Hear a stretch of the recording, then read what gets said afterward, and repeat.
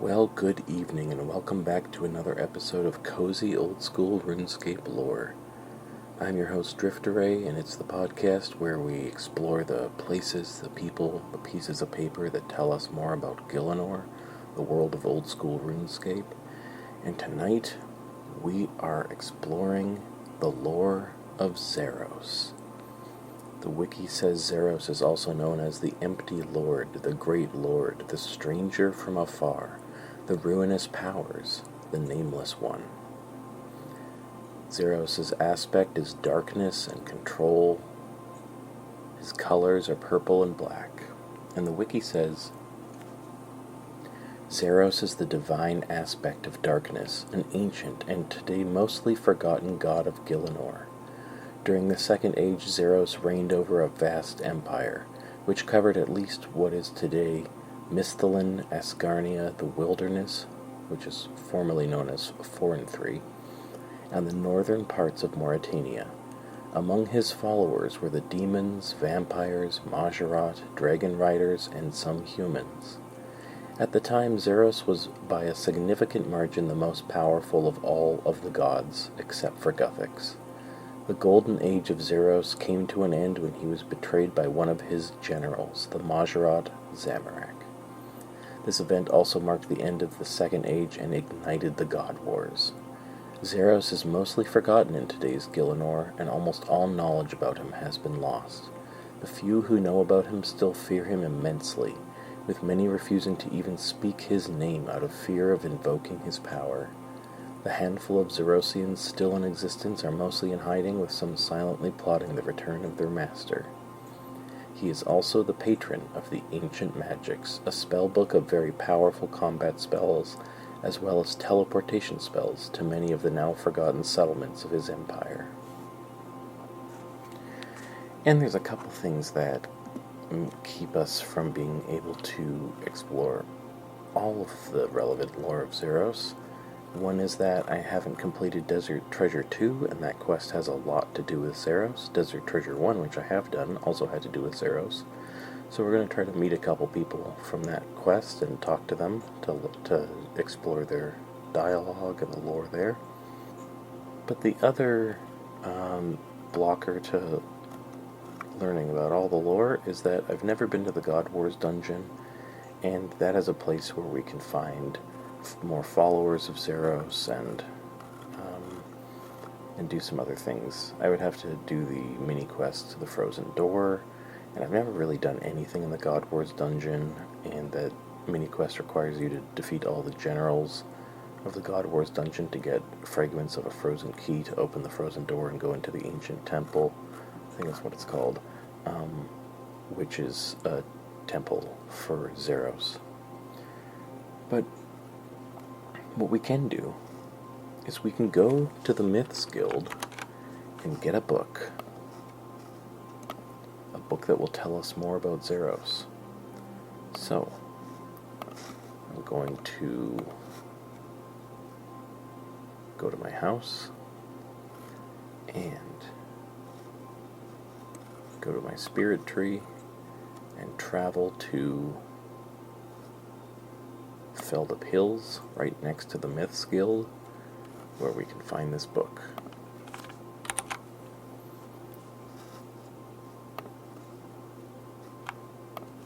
I'm just looking up where I can find it in the guild. Okay, so it's in the library. And I'm going to pass the magical barrier into the Myths Guild. This guild was opened up when I completed Dragon Slayer 2. And I just have to remember where to find the library. I think it's to the northwest, up this ladder. I'm going to climb up there. Climb up one more time. Alright, here's the library. Let's see which books we can find. A Blenkian's Escape. The book is called A Blenkian's Escape, and we can read it. The wiki says, this book tells of a dragon rider named a Blenkian, who along with all the other dragon riders were branded traitors by both Zarosian and Zamorakians at the end of the Second Age, and was presumably killed by Ripper demons. The book starts, I am betrayed by my brothers and sisters and by those who swore to battle by my side. I pledged my service to the empty Lord, and I believe that is Zaros. Yes. I pledged my service to the empty Lord, and I never wavered, even as I was warned of his downfall. I think perhaps I should have. For those who I once named as allies have turned against me. Why? Many of them are alive only because of the actions of me and my steed, Hakala. At the Battle of Karalanger, I rescued Corveth from the flames that threatened to consume her.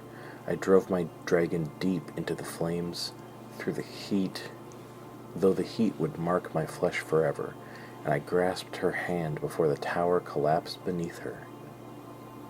If it were not for me, she would have perished there and then, just another statistic in another battle.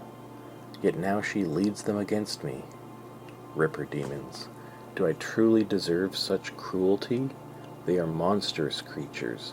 Terrible claws define them, claws sharper and more deadly than any dragon's. They are merciless and alien things. They will tear me apart when they find me.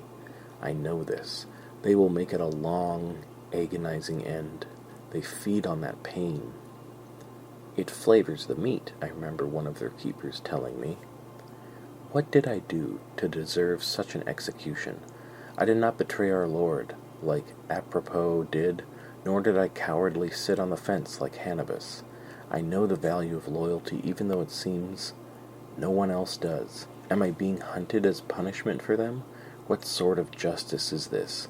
Still, death is preferable to becoming one of those demons. I know how they are made. I know that they are the husks of victims that have become infected by the strange bandage like skin that surrounds them.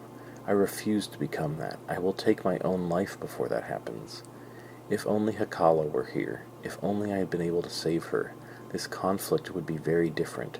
I would watch as the Ripper demons were incinerated beneath dragon fire. I doubt even they could stand up to the raw power of my dragon. But she is gone, murdered by Corveth and her treachery. So now I am alone. Now I flee into the deep forests of 4 and 3. Perhaps I can find shelter in one of the older temples, the forgotten shrines. If I can hide there long enough, perhaps I can be safe. Empty Lord, I know you were betrayed, but I beg of you now, save one of your true faithful. Olandai be damned. I want to live. I deserve to live. I don't want to die. Okay. It's pretty good. There's another book here. It's even longer. And it just mentions Zaros once, but I want to read that too, just to kind of set the stage, just to get another book in, a little bit more lore. This book is called The Weeping, and it begins, "There are some things that are best left forgotten, some stories that people prefer not to tell. This perhaps should be one of those, but I am bound by my oath to record all the strangeness I have encountered. My story really begins when I was wandering the northernmost shores of 4 and 3. I walked amongst the ruins of abandoned cities and forgotten temples to a slain god. I walked alone, for the world had gone mad and the gods themselves warred with each other. Man fought against man and monster in the names of Saradomin, Zamorak, Armadil, and Bandos. The streets were lined with bodies. It is with terrible sadness that such a statement is not hyperbole. I chose no side, making me an outcast to everyone, a fate I could happily endure. I instead sought out the silent areas of the world, the forgotten nooks and crannies that no one ever seems to find by accident. I found one such nook in the northernmost part of the world. It was a hole in the ground, surrounded by verdant overgrowth and the bodies of fallen soldiers. The hole was deep, impossibly so. Even by lantern light I couldn't see the bottom, and stones dropped were eerily silent, as though the hole went on forever. There was only one sound that came from this hole, a soft, sorrowful weeping. A woman's voice, I recall. I could not determine her age nor accent, but her sorrow was palpable. She seemed lost, lonely, and in dire need of aid, and yet there was no one around for miles who could save her. I was her only hope, and I may be many things, but heartless I am not. I lowered myself into the darkness, a rope wrapped around my waist and securely tied to a venerable tree that sat at the entrance of the darkness. My lantern light showed that the walls of the hole retreated away, and I found myself descending into a deep, dark cavern. After what felt like an eternity, I rested my weary feet upon the ground. It was cold and solid. Stone. Carved stone in a man-made cavern. I brought my lantern up to the walls and scanned the place. The walls held long weathered murals and symbols of forgotten creatures. I recognized the image of the empty Lord himself, the ancient and powerful being who had once ruled over this place. He was warding something back. What that was I could not see, for where the picture should have been, instead there was a hole as though someone had torn the picture from the mural and destroyed it. I should have left right there and then, but I did not. Instead, I listened for that weeping, that perpetual sorrow that called to me like a siren song. I so wanted to be a hero, to rescue the poor damsel in distress. I should have known better. The pitiful keening led me deeper into the darkness, down a strangely carved corridor devoid of lantern or torches. The only source of light available to me was the lantern that I clung to as though my life depended on it. Yet, though the light remained constant, I could feel the world growing darker. Cold seemed to be seeping in from everywhere, beneath my clothes, down my spine. I felt the chill touch my very soul, yet I persisted and pressed forward because I was a fool. I cannot tell you how deep that tunnel went. It felt like an eternity, yet it could only have been a few meters deep. The woman's cries were much louder now. They were emanating from behind a great stone door covered in strange markings that I did not recognize. In hindsight, they must have been warnings. If they were, I could not read them. Instead, like the fool I am, I heaved the ancient door open. The air behind them was stale and rotten, the stagnant air of centuries. Yet there was the source of those tears, loud and terrible. I felt the sorrow and anguish creep into my bones with a chill greater than the cold. I felt the sorrow wrap around my heart and squeeze. It was unbearable. Then it stopped. There was movement in this room, something hulking with spindly arms and a flash of razor-sharp talons. It rushed towards me, and as it did so, it wailed a terrible scream. Not a scream of rage, but of grief. Such complete and absolute grief that my heart stopped for a moment. It was almost upon me when I could move again, and I had just enough time to slam the door closed and then to run as fast as I could. I had no light, so I ran in pure darkness, only blind luck as my ally. Behind me I heard the door tear open. I heard that scream, now interspersed once again with the same sorrowful weeping. My life flashed before my eyes, a terrible cliché but a true one, and I knew that I had wasted it. I knew every despair and every regret of my life, and they would haunt me and drag me into the afterlife like weights wrapped around my neck. Then, by providence or divine aid, my fingers brushed against my rope, still secured to the tree above. I climbed. I climbed with all the energy I had. I climbed because my life depended on it, and when I reached the top, I cut the rope free and watched as it fell into shadow. I watched and I listened as the weeping below me grew so loud as to be deafening. I am not ashamed to say that I fled from that scene. I have never returned to that spot, and I pray I never shall. I write this memoir both as a reminder and as a warning to any that might read it. There are mysteries that should never be solved. Some secrets should remain buried and forgotten. Well, that's pretty creepy. Let's drop these books. Let's go back to the wiki and read what's there. In the history section for Zaros, arrival on Vampirium. Little is directly said about Zaros' origin. At some point he arrived on the vampire world Vampirium, where he became known as the Stranger from Afar. He taught the vampires culture and society and changed them from hunting animals to more civilized beings. Arrival on Gielinor. Zaros arrived on Gielinor at the beginning of the Second Age, where he started building an empire together with his followers. Building an empire. Over the course of several centuries, Zaros' empire grew to massive size, encompassing more land than any kingdom since. He ruled with force, aiming to put the entirety of Gielinor under his control. Its capital was Seniston, a large city in the south of the empire and the most advanced settlement of the time, possibly rivaled by the elven city of Prifddinas. I'm going to look up Seniston right now. Okay, that's where the dig site is these days. It lies in what is currently known as the dig site, being excavated by the Varrock Museum.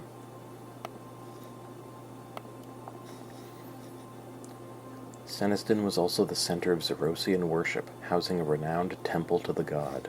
Other fortresses and cities were scattered throughout the empire, most notable of which are Gorok, Lassar, Karolanger, Dariak, Padua, Anakarl, and Karol, bordering the Saradominus kingdom Hallovale.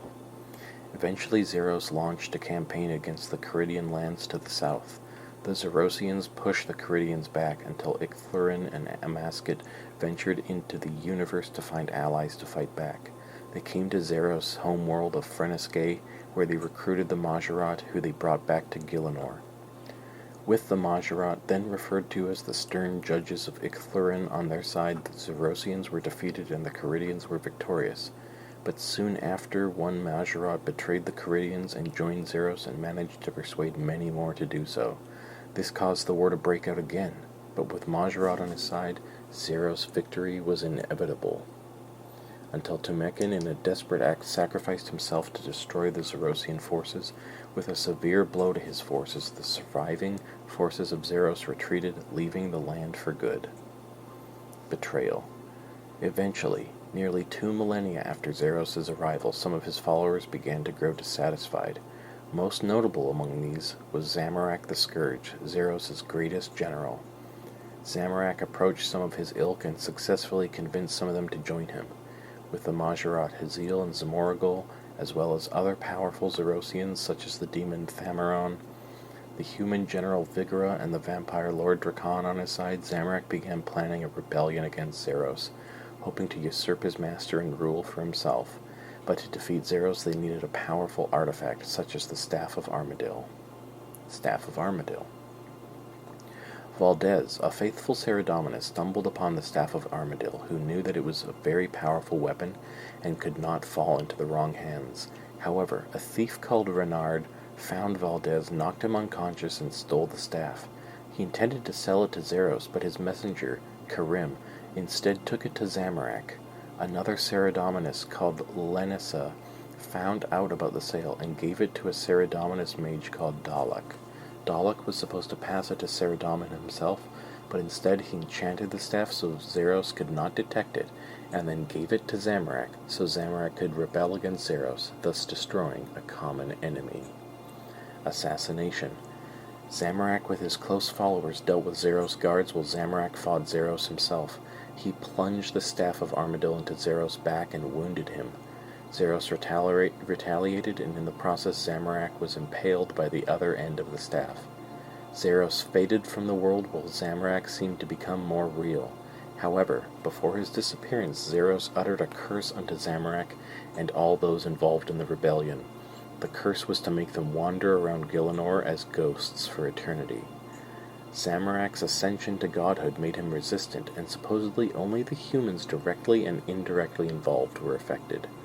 Vigora theorizes that it was because all of Zamorak's other followers were magical, and so the curse was much less effective on them. Zarosian extermination. With Zamorak's victory, the Zarosian Empire began to crumble, with Zamorakians and Saradominists tearing the once mighty empire down, attempting to erase Zaros and all reference to him from history. The God Wars that followed shortly after Zamorak's ascension put the remains of the empire under tremendous pressure, but even without their god, Zarosians such as Azanadra remained loyal and fought for their lord. But eventually the Zarosians were fought back and reduced in numbers. Their cities and fortresses were destroyed, with Gorok being the only remaining fortress still standing, and finally the capital city Seniston fell at some point before year 30 804 of the Third Age, reducing the once great empire to nothing. The fate of Zaros. By the Fifth Age, Zaros and his empire had faded into obscurity with very few traces left of their existence, until a major discovery was made at the dig site east of Varrock, where the ruins of a Zarosian temple and an ancient icon were discovered. The adventurer who uncovered the ruins, that's me, any player of the game, the adventurer would uncover more Zarosian lore lost to time and even Zarosian loyalists who had survived the extermination. Following his release from the Jal-Drauked pyramid, Azanadra began to search for 3 artifacts that he believed would help him discover the fate of Zaros and contact and locate him if possible. Disguised as Dr. Bannakin, he allied with the adventurer who released him from his prison. He got access to an ancient golem database which he used to search for one of the artifacts, the Frostenhorn, rumored to have been hidden in the Gorok prison. Unbeknownst to Azanadra, his supposed ally, Slisk, had tracked down the Frostenhorn and had destroyed it, along with the other 2 artifacts, the strange icon and the Entronin relic.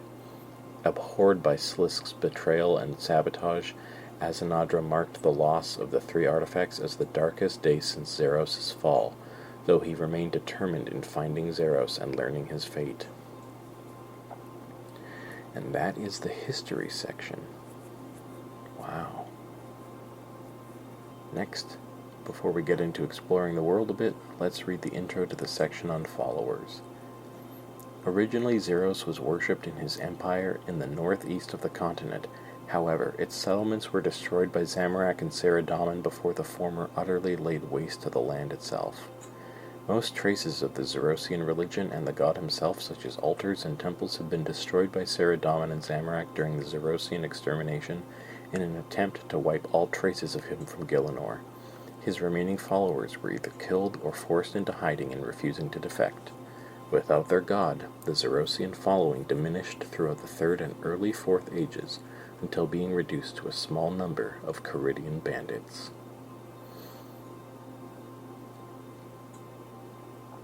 Alright. Some of them are dragon riders, which we just read about in the book that talked about dragon riders. There are also Majorat, as the history talked about. Several Majorat were or are followers of Zaros. But then there's also sirens. Sirens are species of aquatic beings native to the Washenko Isles, and I think that is a place we can't go, yet currently inaccessible.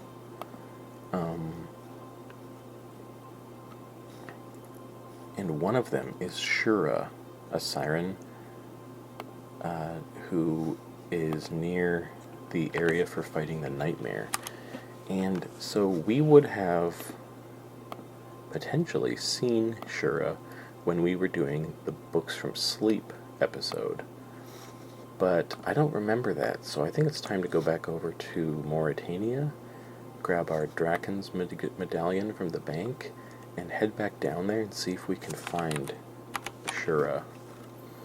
So I'm going to go get the bank, grab my medallion. For some reason I still can't teleport to sleep. It says I haven't unlocked that teleport yet. Maybe I need to complete Sins of the Father to do that. But let's go to Versenhaza and run north to sleep. Okay, leaving the complex here.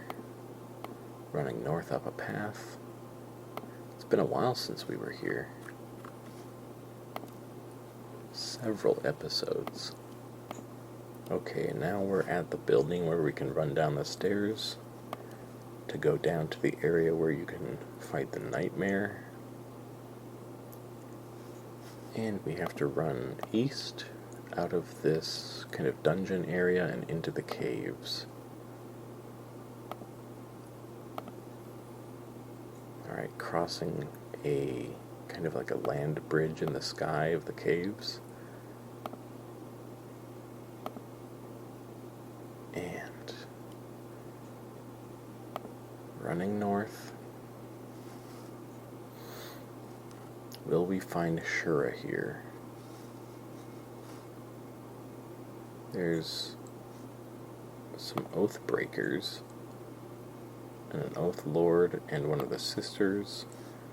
I wonder if you have to do something before you can actually meet Shura. Okay, so I'm talking to Sister Aseret, and I'm gonna say, what's with all these oath breakers? Gah, a bunch of fanatical cultists, nothing more. You don't sound impressed? No. Well, I wouldn't be, would I? Have spent my whole life dedicated to my sect. I dreamed of one day entering the sanctuary and finally meeting Mother. Yet instead I'm greeted by this condescending lord who feels I could try being a little more chaotic for once. That sounds like a Zamorakian. Oh yeah, they have like Zamorak-looking staves and stuff, weapons. So maybe they have nothing to do with Zaros. I say, I see. And to top it all off, Mother hasn't awoken at all. I fear she's probably being held captive by this nightmare, or worse. The only things these oafs are breaking is my head with their silent stares and furious hand talk. I'm sorry your day hasn't been going well. Ah, thank you, traveler. Are you here to fight the nightmare? We'll see. Sounds pretty tough. I'll pray for you. I'm going to say, what's with the mask? These are the masks of the Sisterhood. While symbolic, they also have practical uses. Oh, really? What like? Herbs can be stored within the beak, masking the smell of death and preventing us from becoming infected. That sounds handy. Can I have one? You ask too many questions. Is that a yes? It's a no. To wear a mask of the Sisterhood, you need to join the Sisterhood. What is the Sisterhood? An ancient order born right here in Sleep. Well, sign me up. You lack the qualities we're currently looking for. Perhaps another time. Alright, we actually had that dialogue when in the episode Books from Sleep, but there's a refresher. Okay, here's Shura. Just down the stairs. Okay, I'm gonna talk to the... Wasn't there an Oath Lord? Yeah, Oath Lord Drowse. Hello. Good day, adventurer. Who are you? I'm Lord Drowse, leader of the Oathbreakers. Yourself? I'm Drifteray. That sounds pretty important. It is a job I do not take lightly. So what's this oath that you're all so proud of breaking? Pride? There is no pride in what we've done. Which was? We Oathbreakers were all once more monks of Saradomin, but have since seen that his light is false. The founder of this sanctuary had a similar story, and that is why we follow in her footsteps. What caused your faith in Saradomin to wane? How can order and wisdom prevail in a land where chaos and destruction reign supreme? That and a few too many muggings during my travels. If you can't beat them, become them. I see. Was there anything else? Why are you here? We've been keeping an eye on Sleep lately. We could sense a darkness building as the citizens fell into their endless slumber. Once we'd heard that the sanctuary had been broken into, we came here post-haste. Broken into? Indeed, this place was sealed, only to be reopened once Mother had awoken from her deep sleep. This nightmarish creature that the siren warned us of has made a home here. That was reason enough for her to unseal the entrance. Oh, whose mother? Yours? Oh, not my actual mother, you fool. Phosani, the founder of this sanctuary, went by the title of Mother, while her followers adopted the title of Sister. I'm sure you've seen them around. I have. I suspect you're quite bothered about the sudden influx of visitors? Well, yes, but that fish woman, I imagine that's the siren, Shura, claims every warrior is needed to defeat the nightmare and that everyone asleep here is at risk. You must be strong, adventurer. Be strong for Mother. Okay, does this creature have treasure? That's kind of a sticking point for me. Treasure? This sanctuary is full of old trinkets, which the hag has claimed as her own. Kill her and take them, as is the Zamorakian way. Ah, yes, the iron price, my specialty. I'm going to say, your friends are a quiet bunch. They took a vow of silence. I speak for them. Oh, how come? It is the way. When I fall, one of them will take my place as the Oath Lord. No disagreements, that must be nice. I never claimed that they can't communicate. They know a rudimentary hand talk to vent their frustrations with my leadership. Making decisions is easier when no one can shout at you. Huh, I can imagine. And I'm going to say, bye. Stay strong, adventurer. Alright, so Former Pseudodominists who now follow Zamorak. Okay, and here's the nightmare. The nightmare is level 814, right in the middle of this temple down here. And I can walk in and say disturb the nightmare. Oh, I can examine the nightmare. It says sweet dreams are most definitely not made of this. Okay, well, I don't think I'm going to fight that boss today, but let's talk to Shura. I'm going to say, what's going on here? Nothing good. This dungeon is tainted and has become the new home of the nightmare. The nightmare? A being of pure darkness. No living creature is safe from her hunger. She feasts upon her victims while they sleep, draining their energy without even needing to touch them. Those that she feeds upon experience horrifying nightmares, unlike anything you could possibly imagine. Eventually, they become too weak to even wake. Death claims them soon after. Nightmares? Hence the name? Indeed, our kind are not always the most creative. How did she end up here? For generations, she terrorized the island of Ashihama, my home. That must be in the Wushenko Isles. I lost a lot of good friends to her. Sometimes I even thought I would lose myself. For some, the nightmares become too much to bear. Some of us refuse to give in, though. Everything has a weakness, including the nightmare, and eventually we found it. We drove her off the island, but she managed to endure. The people here are ill, suffering from a deep sleep from which few wake. They call it the sleeper plague. The illness made these people easy prey for the nightmare, so she made this place her new home. And you followed her here? While she still exists, my home will never be truly safe. Thanks to the sleeper plague, her power has grown faster than it ever did on Ashihama. If she is allowed to grow too strong, there won't be any way to stop her. I've managed to contain her within this section of the dungeon. She has no desire to leave for the moment. She has no need to, after all. But make no mistake, I won't be able to stop her if she decides to move on.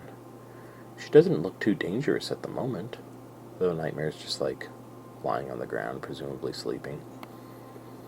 Looks can be deceiving. The battle with the nightmare is a mental one, not a physical one. If you try to take her on, she will pull you into her dream, one where she makes the rules. But if it's a dream, how can it be dangerous? It's her dream, not yours. Dying in her dream will destroy your mind, killing you in this world as well. Sounds lovely, so how can we stop her? If you're willing to help enter her dream and fight to keep her at bay, our only hope is to prevent her from growing too strong. You can go in alone, but I wouldn't recommend it. The more support you have, the better your chances. So, a group boss fight. How do I keep her at bay? There are 4 totems in the area that can be used to harm her. First, you'll need to take down her shield for the totems to have an effect. Once her shield is down, use your energy to charge up the totems. She won't sit about while you do this, though, so you'll need to take care if you want to survive. And what's in it for me if I do survive? You mean apart from saving the world? She's claimed many victims over the years. I'm sure she's claimed many items as well. Maybe some of them will be of value to you. Works for me. I'd better get started then. Good luck. Return to me if you need more information. And return I shall. Human, says Shura. I'm going to say, tell me about yourself, because that's really what we came here for. My name's Shura. I come from an island called Ashihama in the Pincers. The Pincers? It's a group of islands within the Wushenko Isles, a large archipelago to the far east. Over here, I think the area is more commonly known as the Eastern Lands. And you're a siren, right? That's right, we rarely come this far to the west. The climate is too cold for our tastes. Although while the nightmare lives, the climate is the least of my worries. Back home, on the other hand, our numbers equal the humans. Sirens live on pretty much every island in the archipelago. So why were you the only one to come here?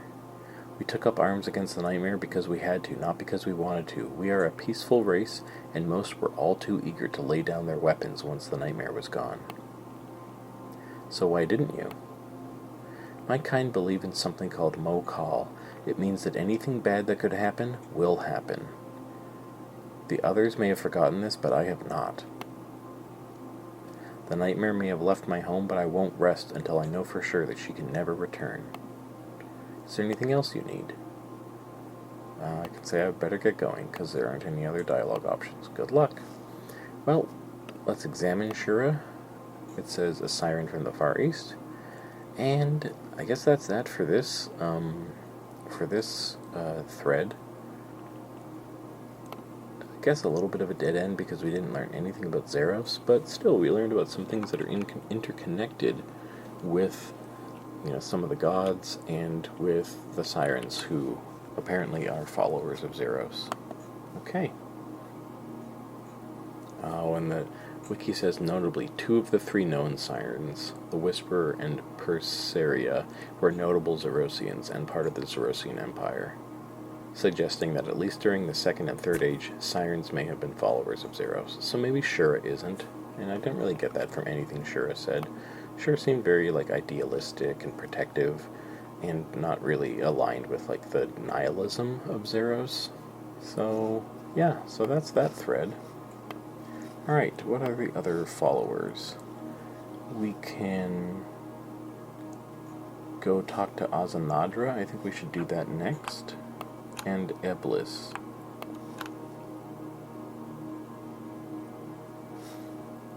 And I need to figure out how I get to Azanadra.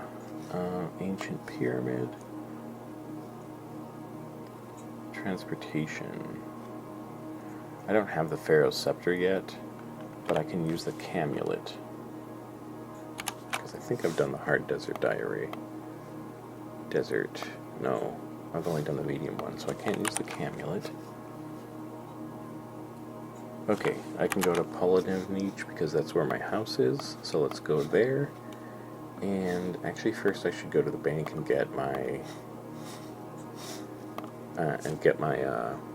circlet of water, I think it's called. That'll prevent me from taking damage to the heat of the desert. So, getting the circlet of water out of the bank, putting that on, going to my house, and then we're going to run over to the ancient pyramid. And it is a ways to the south. Alright, we are at the ancient pyramid where we put 4 diamonds into 4 obelisks at the end of Desert Treasure 2, unlocking ancient magics and this ancient altar that's here. Can I not get back to Azanadra? Well, let's study the lectern that's here. Okay, you have to be using the ancient spellbook to use the lectern. Change spellbook? Yes. Going to change to ancients, and then you need soft play to use the lectern. So it's for making probably redirection tablets or teleportation tablets. Okay, I'll prepare the altar to switch back off ancients. Well, unfortunately, I don't think we're going to be able to meet Azanadra because, wait, there's a portal here. I can't remember where the portal goes. Oh, that's just what takes me back outside. So yeah, I can't meet Azanadra right now because I think it's only during quests that you can meet them. So let's go talk to Eblis, who's just to the northwest of here.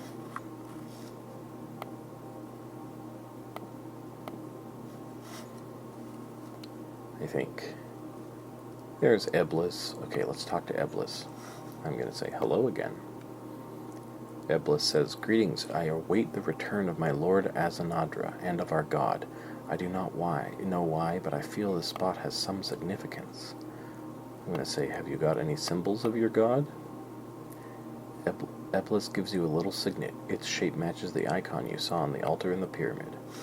Oh, that's nice, because if I lose my ancient signet, which I need to create a dark altar, I think that's what it's called, or an ancient altar in my playground house, if I lose it, then I can just get another one here from Eblis. Okay, we didn't really learn any lore from that. Examine Eblis, a very distinguished looking man. Alright, and I think there's maybe one other follower that we can do today. Maybe we can't meet them, but this is Slisk. We can read a little bit about them. I didn't really know this, but Slisk is a mysterious Zarosian Majorat responsible for giving the Barrows brothers their equipment and subsequently raising them as undead wights. Wights. He is referred to as Slisk the Serpent-Tongued, Who Delves the Shadows by Ozanadra in the 20th Postbag from the Hedge, which is kind of like lore and writings published by Jagex outside of the game. And Slisk appears as a mysterious figure in the Crumbling Tome. Oh, what's the Crumbling Tome? Oh, okay, I probably have that in my house. Well, let's go read that then. Alright. Got to run to the bookcase, search that.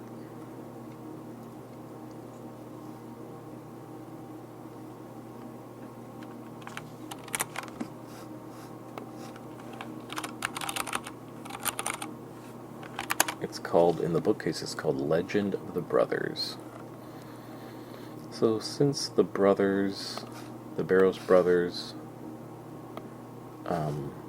are associated with Slisk, who's associated with Zaros, this seems relevant for this episode.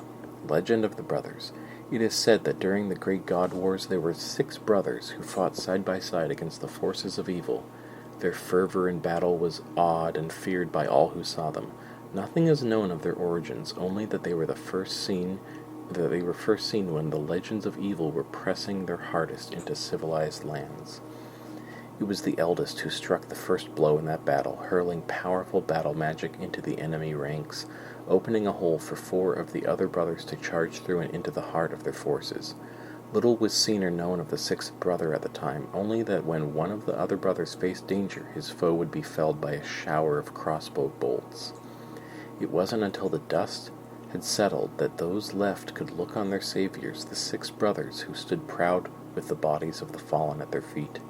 For years these brothers fought hard against the enemy, throwing themselves into battle with little regard for their own safety and relying only on each other for aid. Soldiers told stories around campfires of the feats they'd witnessed. The brothers became legend long before the end, but it soon became clear they were not alone. Some say he'd always been there, but no one really knows for sure. The first real tale of him was after an incursion deep into the dark lands, where once again the brothers proved their worth. It was after the battle that a bent and robed figure was seen amongst the bodies of the dead. Most took him for a scavenger, but he moved towards the campfire of the brothers with such directness that some at first thought him another companion. The brothers, however, reacted with suspicion at his approach, drawing their weapons and rising from their places. The stranger merely stood before them, as though sizing them up, before turning and walking back into the mists. Some say that it was the first time they'd ever seen the brothers unsure. As the campaign moved deeper into the dark lands, the stranger appeared with greater frequency, often appearing on a rise near a battle and watching over it. The most disturbing thing was how his presence started to affect the brothers. They became distracted, and on occasion even received injuries that required attention. It was deep in the heart of the enemy's territory, in the falling light of dusk, that the enemy struck back. Great monstrosities swept through the camps, tearing at all in their path. Soldiers scattered like chaff in the wind before the onslaught. The brothers, valiant as ever, stood back to back before the enemy and fought with all their might. As dawn broke, the enemy fled the battle, moving faster than any man could give chase. It was as the soldiers went about rebuilding the camp that the brothers collapsed at their campfire. They lay as though dead, yet breathing, muttering in strange tongues. Their injuries were found swollen and infected. None of the physicians knew what to do, for it was like no infection they had ever seen before. All through the day the brothers were tended and cared for, while the soldiers waited nervously for their heroes to rise once again. It was then, just as the sun's last rays vanished behind the horizon, that all hope was lost. As if on cue, all 6 brothers sighed their last breath. It was only then that the sentries noticed the stranger once again, standing on a rise just outside the camp. That night the camp was surrounded by the great beasts of the enemy once again, but they didn't attack. Instead, they merely baited the soldiers to come out and meet them. Once again, at the break of dawn, the enemy fled without a trace, leaving the soldiers tired from a restless night of worry and fear. That day the commanders decided to turn back. They could advance no further without the brothers' aid. As was the custom at the time, out of honor and respect for the mighty fallen, they constructed 6 great barrows for the brothers. a crypt for each brother covered in a small hill of earth that would hold their remains undisturbed by predators. The work took many days, for each night the enemy returned. The soldiers had to flee back inside their camp and wait away the night to the sounds of howling and scratching at the fences. However, each day they resumed their work, with their sense of duty to the brothers surmounting their fear of the dark forces in the land. On the last day, the assembled troops buried the brothers inside their stone tombs. Then, with great reverence, but little ceremony, they covered the tombs with earth. As the army broke camp and turned to march back to their lands, the stranger was seen once again standing atop the central barrow, standing tall against the failing light with his arms outstretched to the sky.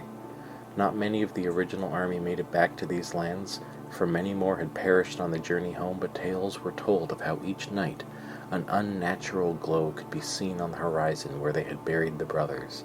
Even today there are stories told about those mounds of earth, and of the sights and sounds that have been witnessed nearby. That's cool.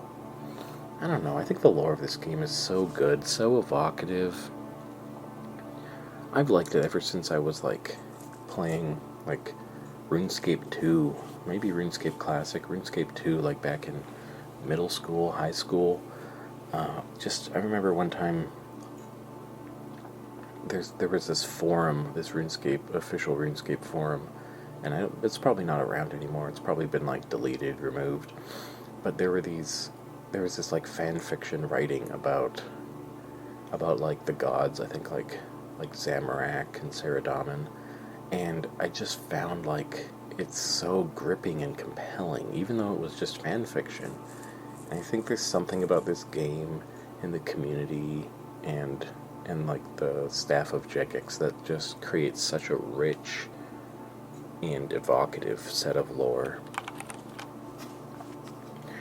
Alright, so we read The Crumbling Tome. I think that's our third book of the day. And I do want to look up Carolanger because we've heard about it several times. It's called the Graveyard of Shadows. It's just by the Ferox Enclave, so let's go there and maybe we can just examine there a little bit, and then when we're done and ready to wrap up, we can read from Zaros' God Book. So I will deposit all my stuff so that I don't lose any of it to player killers in the wilderness. Gotta make sure I have the Book of Darkness, which is Zaros' book.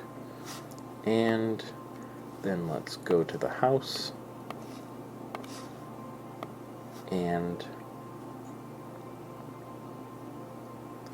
take the jewelry box, teleport to Ferox Enclave, and run north to the Graveyard of Shadows, which is right here. And if I had 84 magic, I could use the Carolanger teleport, but I don't. I don't have nearly that much. But I've never really explored this place before, so this will be nice, and I think it'll be a good place to conclude the episode by preaching from Zaros' book. There's level 18 zombies here, and a lot of the graves have Zaros' ancient symbol. There's a steel dagger on the ground. I'm going to take that and wield it, and the zombie is attacking me, even though it's only level 18. I wonder why it's attacking me. There's not much I can... Oh, there's a crossbow here. That's interesting. And there's a bunch of planks. But there's not much to interact with, or...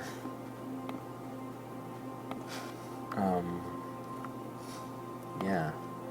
Not much to interact with or examine, but there is a memorial here to the northeast. I wonder what happens if we enter that. Oh, you need to pay a 50,000 coin fee to enter. I don't really know where that goes. Let me check on the map really quick. It's called the Skeletal Tomb? Okay, well, we can't go in there. But anyway, it's nice to be here at this big graveyard in the wilderness. The wilderness used to be called 4 and 3, and this skeletal graveyard used to be called Karolanger, and it was the site of some pretty intense god wars fighting. Or I don't know if it was actually the god wars, but some pretty intense fighting between a bunch of the gods. But let's examine the Book of Darkness. It says, a dark book of a forgotten god. And let's read from it. Alright, we got the same 4 sermonettes as every time we read a god book. Let's see what the wedding ceremony says. Ye faithful and loyal to the great Lord, may ye together succeed in your deeds. You are now joined by the greatest power. Okay, that was the wedding ceremony. Let's do the last rites. Thy faith faltered, no power could save thee. Like the great Lord, one day you shall rise again. Alright, and the blessings. By day or night, in defeat or victory, the power of the great Lord be with thee. And lastly, let's read just the preach option. Follower of the great Lord, be relieved. One day your loyalty will be rewarded. Power to the great Lord. Alright, those are the sermonettes in the Book of Darkness. I'm going to run back to the GE, and as I do, I'll just share some thoughts. I think Zaros is really interesting. I think Zamorak is kind of cringe as a god. I think Saradomin's kind of cringe too. I really like Gothics, but maybe Zaros is like my second favorite so far. I just think it's really cool how Zaros is like this empty lord, this empty being. It's like the god of the void, and there's like this nihilistic quality. There's so much, like, it's wrapped up in so much mystery, like the lore of Zaros, and it's like kind of like faded away but still here, so that's why everything is called ancient when it has to do with Zaros. I just think the aesthetic is really interesting. But anyway, that's gonna do it for tonight's episode of Cozy Old School RuneScape Lore. I want to thank you so much for tuning in and joining me as we explored some scattered lore of Zaros. And I hope you have such a good evening and that you sleep so well. And I'm going to say good night and goodbye for now.